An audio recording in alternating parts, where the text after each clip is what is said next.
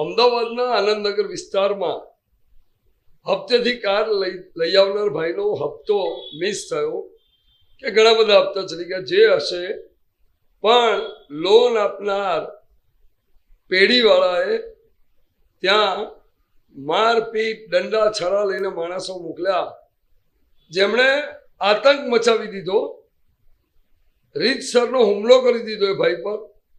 સાંજે પૈસા પહોંચાડું એવું કહ્યું છતાં પણ અમાનુષી અત્યાચાર એ ભાઈ પર કરવામાં આવ્યો. આ એક લાલ બત્તી છે કે કાર તમે વસાવો, તમારી કેપેસિટી હોય હપ્તો ભરવાની, તમારી આવક મહિને 4 હપ્તાથી વધુ હોય ઘર ખર્ચ કાઢતા, તો વસાવો. બાકી બીજાનું જોઈને કાર વસાવવાનો કોઈ મતલબ નથી કે લાખે આટલા જ થાય છે, લાવો વસાવી લઈએ. આવી સ્થિતિ સર્જાય.